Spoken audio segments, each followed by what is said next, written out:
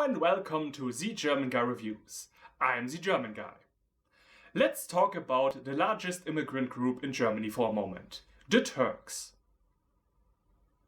Nobody wants them here and they should all... In the 60s, when Germany had an economic boom never seen before, we did not only have full employment at that time, but a surplus of available jobs. So millions of immigrants came to Germany, most of which were the Turks. They weren't called immigrants back then though, but guest workers. Because when you let foreigners into your country, you make it abundantly clear what your intentions are. You want to exploit their work and then expect them to leave. But it turned out a lot of Turks actually liked living in this country and never returned. So they started families here, bought homes, and yeah, they're here now. However, good times can't last forever. The German economic miracle ended, and just like any other state, we have to fight with unemployment and a whole lot of other social ills. That is, of course, as long as we allow capitalism to continue existing, but that's another whole can of worms. It was then that the first German ghettos came, mostly populated by the same immigrants who could not make it. Well, ghettos is maybe the wrong term. More like less nice places. Ghetto light, if you will. Ghetto light, now with 20% less sugar. This is because, thankfully, this is still a country where guns are not around every corner and the government actually does, despite neoliberalism, provide some services. Unlike America, where drugs, no hope for the future and arms all flow together in a mixer, creating one giant cocktail of suffering, affecting one group in particular, so you could almost believe that it was on purpose. Speaking of black people, one hobby of those that come from these areas always seems to be the music genre of hip-hop. Which makes sense, because as the German-Turkish cabarettist Serdar Muncu once so lovingly put it, the Turks are kind of like our substitute. Of course, our rap music is a bit hilarious to listen to, because as I said, our impoverished cities and towns are ghetto light. True, there are drugs and there is gang activity, but comparing that to the war zones that exist in some places, it's really a stretch. And a fist fight is always something entirely different than a bullet. Not to mention that German rap is really not good. I am by no means an expert on rap music, but I know for sure that good rap is built around the intelligent use of words and wordplay, which Germany is severely lacking. It really feels more like juvenile schoolboys throwing insults at one another than a truly intellectual battle that you see, for example, at epic rap battles of history. All that being said, one such Turkish rapper is the very famous person Bushido, who made a movie about his own life. And who, by the way, lived with his mother for a long time after he became famous. So, you know, the fuck life. But anyway, from rags to riches to bitches, and then back to rags. This is Times Change You.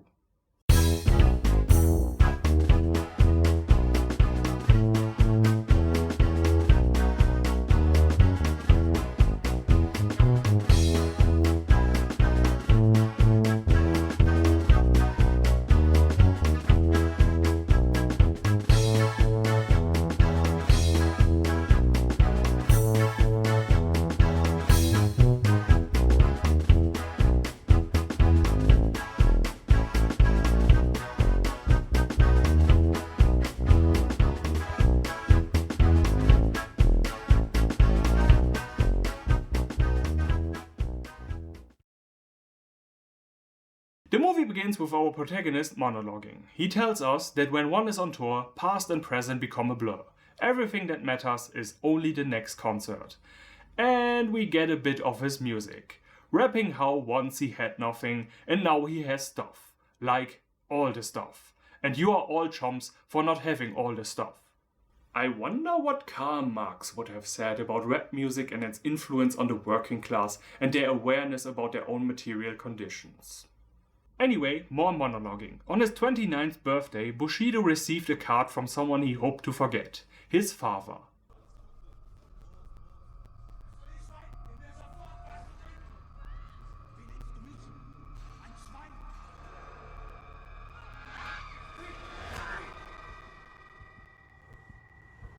So there is room for improvement. We go back to his childhood, where one day he was asked by his teacher to read Goethe in class, but he raps it instead. Well, when you think about it, all those poets from the past were the first MCs. I don't know what MC stands for, but it sounds cool. Someone really should take all those old texts and rework them for the modern day. Another student calls him a racial slur and he beats the shit out of him, which gets him sent home. Gotta love those teachers who let some children tease another so long until all that built-up rage explodes in his face and then punish that child for it. Because of things like these, I believe that school shootings might be a form of self-defense. Back home, we are told that his mother has a new boyfriend, who is just as much of a douche as his previous dad, and who looks like he bought the abusive father starter pack on eBay. Unemployed, white shirt and everything.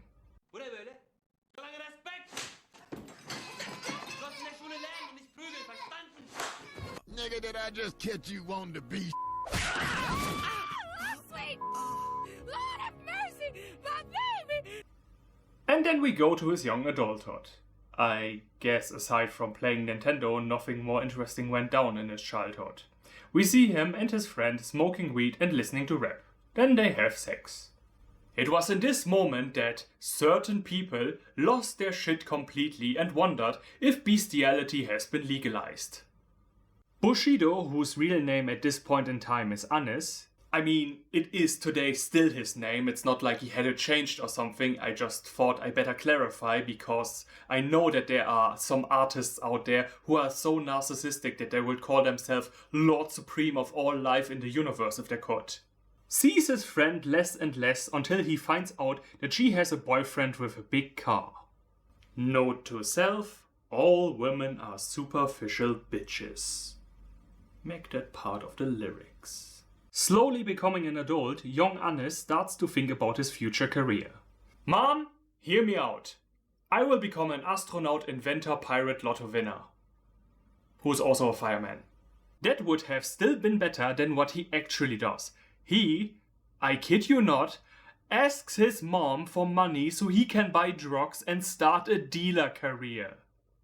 I mean, they did tell us at the parents-teacher conference to encourage our children no matter what. Son, I believe in you. You can do it. Heisenberg also started out very small in his van in the desert.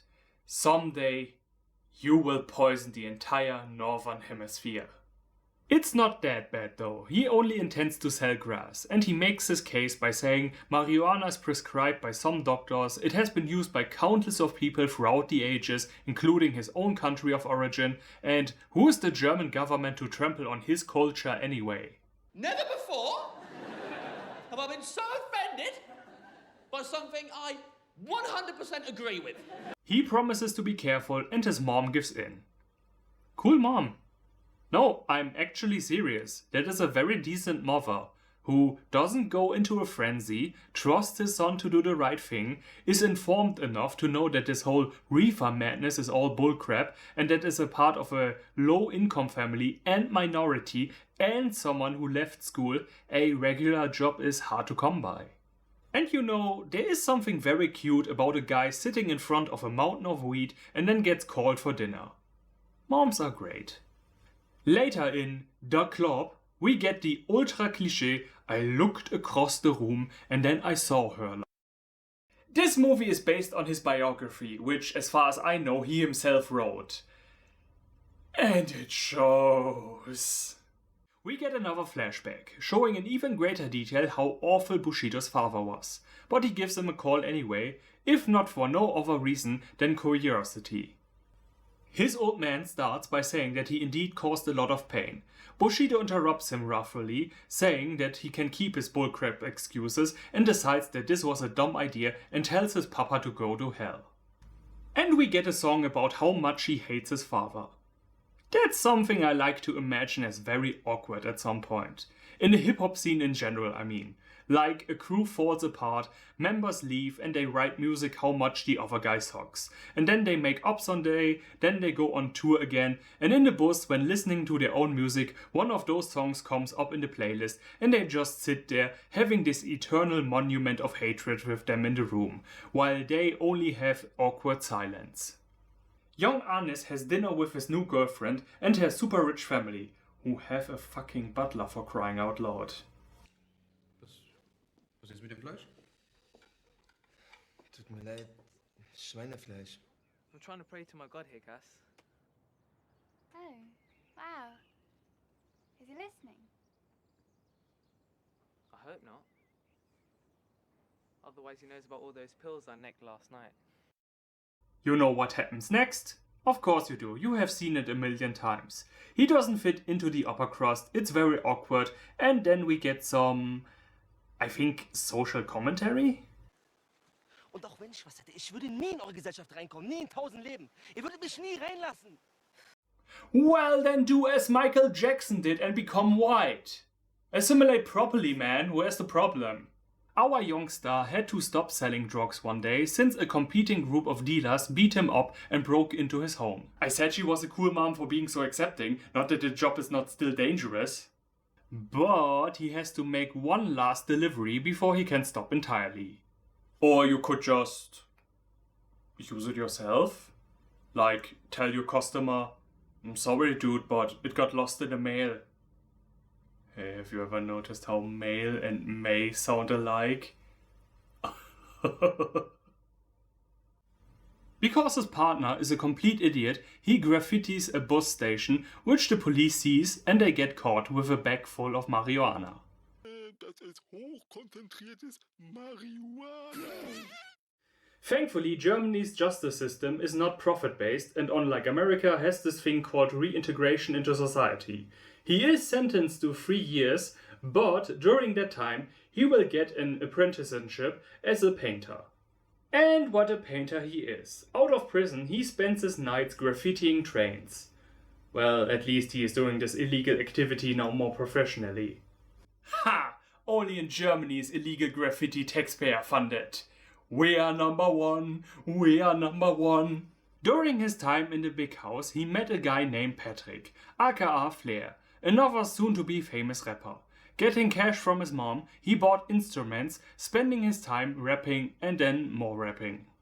However, one day he decides to meet his father, unannounced. He goes to his apartment and the conversation turns very ugly when his father mentions that he has no idea how Bushido's mother could have left him. I mean, it wasn't even a lie when she said she had an accident. I punched her and then there was the staircase. His son points out that, you know, he more than once almost beat her to her own funeral, and so we get the usual crappy excuses that abusers always give. Oh, I was alcoholic, and I used to be someone, and your mother could have handled me better. Fuck him to death. Call all your friends and then gang rape him in every hole he has until he stops breathing. Moving on. You want to know where Anis got the idea for the name of his alter ego? Being unemployed, he did nothing but sit home and play tons of video games. In one of them, about a samurai, the narrator talks about Bushido, the way of the warrior, and he thought, hey, this sounds cool. And so that name sticked. Dude, that story isn't nearly as cool as you think it is. This has 15-year-old boy calling his online profile Lord Darkshadow written all over it. Okay, to be fair, there's more than that. He himself admits that this is kind of stupid, but he just felt goosebumps all over his body whenever he heard that. Because it is a name that would only belong to him and would distance him from his awful father. And to be perfectly honest, I have tons of similar stories. Heck, my first World of Warcraft character is named after a dungeon, because at some point my brother thought I was so uncreative that he just looked at a map and went, what about that name? And I just picked it. I am the first one to admit it. I am 100% self-aware about these things. I am no one to talk. I am an adult man with an oversized key in my room, which I also can't explain in any other way than the feeling it gives me and how it influenced me over the years. So, more power to you. Mr. Future Rap God wants to surprise his girlfriend with his new identity. When he gets into a fight, she is really pissed and starts to argue with him, asking him if illegal graffiti is all he wants to do with his life. Bushido explains that he tags trains with his name because he wants the world to see that he was there, that he isn't just some piece of dog shit easily forgotten. His girlfriend replies that he is but exactly that, a loser, a nobody who is wasting his life, and so she breaks up with him. But what did actually got the ball on his path to fame rolling? What gave him the final push? Was it this breakup? No. It was 9/11. The death and destruction, he says, made him want to live more than ever before. Okay, weird source of inspiration, but if it works for you, I just have one question. The acceptance speech for a prize in the future. How is that going to look like with you?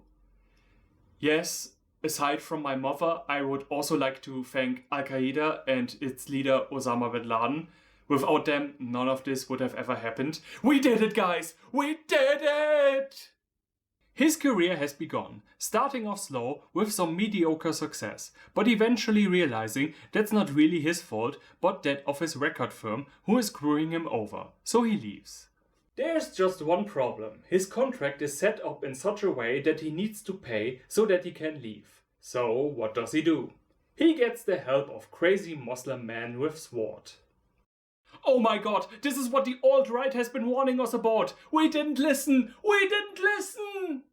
Specifically, he gets the help of the Turkish version of the Godfather, who does some legit business, wink wink, and gets him out of the contract. And so his rise to the top begins. On its way, of course, the usual stuff a controversial figure has to deal with, such as... Won't somebody please think of the children?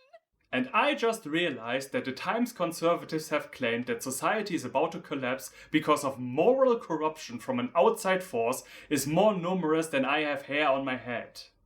Bushido is about to give a concert in front of the Brandenburger Gate, which is a huge deal for the entire Turkish community as it sets a symbol, because before the early 2000s, the Turks weren't really all that much in the public consciousness. Isn't that a problem that some minorities wish they had? And because this is so important, his helping hand wants to make sure that everything goes down perfectly, which is why he wants Bushido to visit his father and forgive him, so he won't lose focus while performing because of his anger. This time the visit is not going off the rails. Bushido tells his father that he forgives him, and he in return says he is sorry. No excuses this time. He has just one final request. He would like to look Bushido's mother in the eyes and tell her too how sorry he is. It's off, guys, it's off, it's off. They drive back, the concert about to begin, and the movie decides to squeeze in some action scenes as they're making it look like they are about to get late. Even though in the real world they were just announced the concert is about to be delayed for a half an hour. The formerly awful father does what he should have done long ago and begs for forgiveness, and so the movie ends with Bushido rapping through the night. And that was Times Change You. And this was... odd. It's a bad movie, but it's mostly odd. The main problem is the protagonist himself. When Bushido is on the screen, there is a big noticeable shift in terms of acting. I'm inclined to say someone else should have played him, but I get why he did it himself. This is his life story, his traumatic experiences, and in many ways it is cathartic for him to play this role. But he is just not an actor. And not a writer, but that's besides the point. When he is put together with professionals, it becomes even more noticeable. He comes across as awkward and out of place. The second thing is, If I compare this to, say, the 50 Cent movie or Straight Outta Compton, not to downplay abuse, but these American rappers were dealing with things of a whole other caliber. Scenes of him getting in a fight are juvenile, they are macho, they are alpha male stunt shows. Meanwhile, in those other movies I named, they are deadly. And I don't really know what to think about this whole sending a message thing.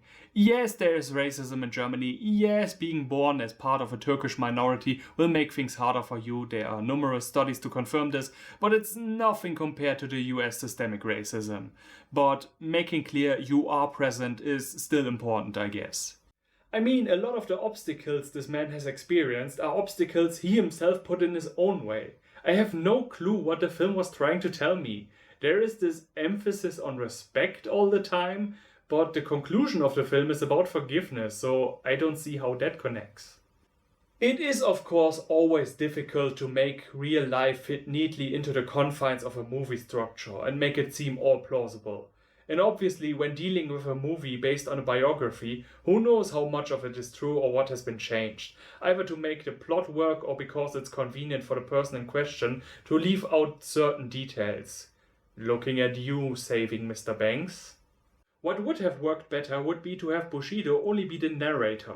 Maybe make a movie that is only narration and live music, because at sometimes it feels like as if two DVDs got mixed together. One of a live recording of his shows and the other the adaptation of his biography, both fighting over who gets the most spotlight. Why did this thing have to exist? My final verdict: learn something else in prison. Zgermanguy out and auf Wiedersehen.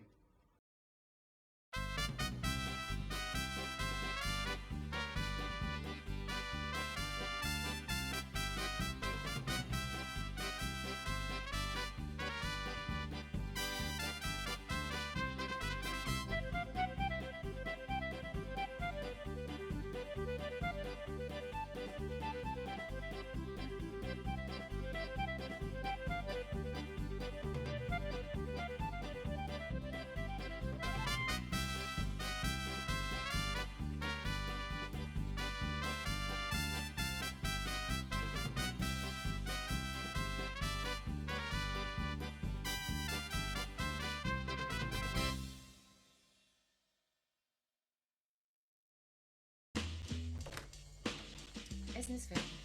Komm gleich, Mama.